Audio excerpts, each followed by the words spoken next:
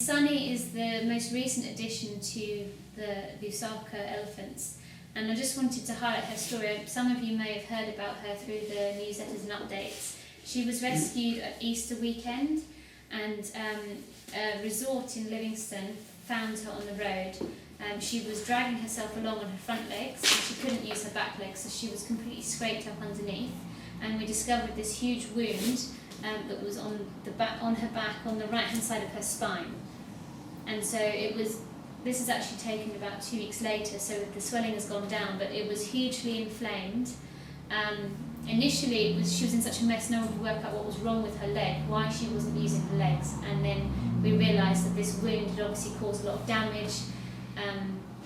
She was in a very bad way. She'd also had her chin split open, so we think someone's taken an axe and actually hacked at her, under her chin and on her spine.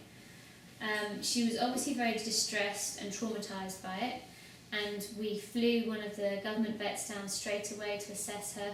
We phoned all the vets in Zambia and overseas to get opinions of what we should do with this baby elephant because of the state she was in. And all the vets unanimously said, you need to euthanize the elephant, she won't survive. However, she almost straight away was very, very friendly with people despite what happened to her, and she was desperate for food, and so when you offered her a milk bottle she drank, and then she asked for more. And from our experiences with the baby elephants, when they're distressed, when they're in pain, they don't drink. They're normally very fussy eaters. And the fact that she was asking for food and pushing for attention, you can see here she's very happily sucking on your fingers.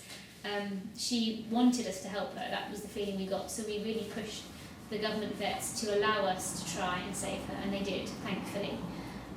Because after some treatment, after fighting the infection in her back, which was the main problem, the swelling then went down, and our feeling is that the swelling had caused pressure against the nerves, causing an initial paralysis that over time has started to release, and there she is about a month and a half later.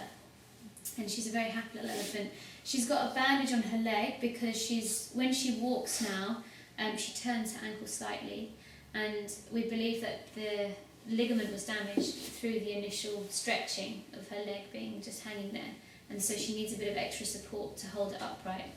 But that seems to be working quite nicely, and I've got some footage which I'll show you at the end, the before and after shots of her not being able to walk and then her walking along, which is, for us, it was a miracle. So we're really happy with her progress.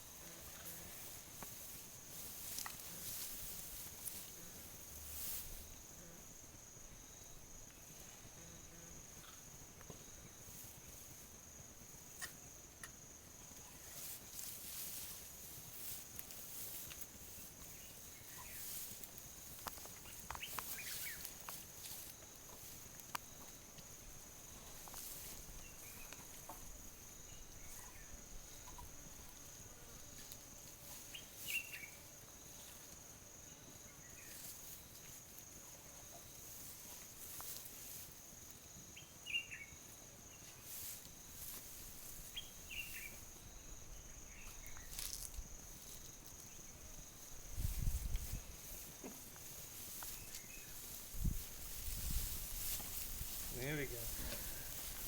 There we go. Good. All right.